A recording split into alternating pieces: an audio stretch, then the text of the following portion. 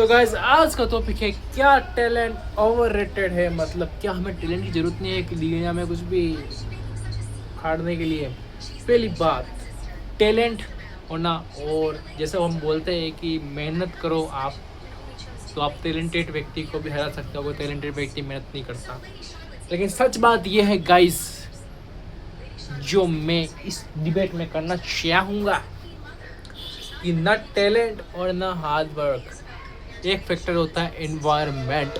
अगर आपका एनवायरनमेंट ठीक है और आपके पास टैलेंट नहीं है, फिर भी आप हार्ड वर्क से अचीव कर सकते हो उस चीज़ को गाइस। इन्वायरमेंट वो चीज़ है जो आपको देता है। अगर आपके पास टैलेंट है और आपका इन्वायरमेंट ही वैसा है जो आपके टैलेंट को रोकता है, तो टैलेंट में कभी आप हार्ड वर्क दोगे नहीं तो आप उस मुकाम में पहुंच ही नहीं पाओगे। ठीक है, पहली बात तो ये।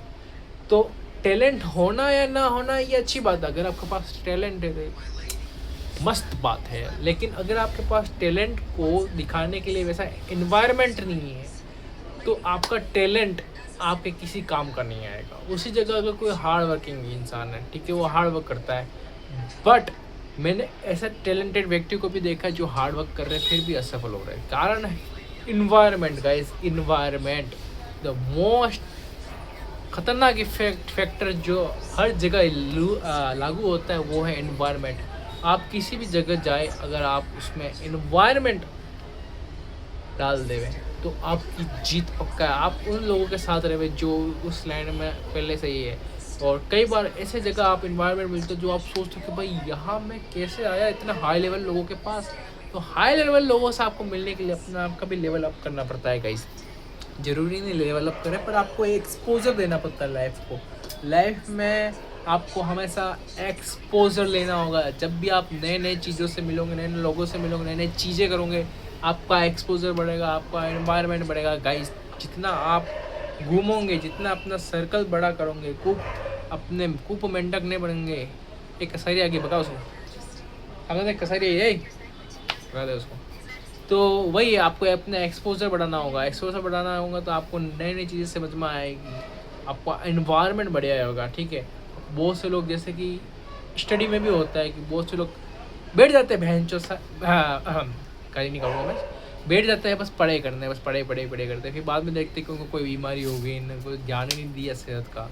तो वही तो उन्होंने अपने फिक्स एनवायरनमेंट बना दिया, उस एनवायरनमेंट से उन्होंने अपना एक्सपोजर दिया ही नहीं कुछ और थिंग्स का। तो उनको समझ में आता कि हेल्थ कितनी इम्पोर्टेंट है। ठीक है, तो वही बात है गाइस, आपको अपने आप को अपना काम के साथ अपना एक्सपोजर बढ़ाना होगा। आपको जब पॉजिटिव एक्सपोजर मिलेगा, पॉजिटिव एनवायरनमेंट मिलेगा आपको गाइस, और पॉजिटिव एनवायरनमेंट मिलेगा तो आपके पास चाहे टैलेंट हो या ना हो, आप हार्ड वर्किंग हो या ना हो, आप उस एनवायरनमेंट से कुछ न कुछ हासिल करके ही रहोगे। The only thing you can rely is environment। आप ना मोटिवेशन पे रिलाई कर सकते हो, आप ना किसी व्यक्ति पे रिलाई कर सकते हो, ना आप किसी भी चीज़ पे रिलाई नहीं कर, या तक कि खुद पे भी रिलाई नहीं कर सकते। सिर्फ एक चीज़ पे रिलाई कर सकते हो, वो है आपका एनवायरनमेंट। सिर्फ आप अपने एक चीज़ पे भरोसा रखिए, वो है एनवायरनमेंट। अगर आप अपने आप को उस एनवायरनमेंट में पुट कर देते हैं, वहाँ पे जाकर बस अपने आप को पुट कर देते, तो आपका बदलना, आपका प्रोग्रेस करना तय 100% तय। उस एनवायरनमेंट तक पहुंचना, ठीक है। और वो कैसा होगा, अपना एक्सपोजर बढ़ा के। तो टैलेंट होना ना होना नेवर मैटर्स। अगर आप टैलेंटेड है पर आप डिप्रेशन की शिकार है, तो टैलेंट किस काम का।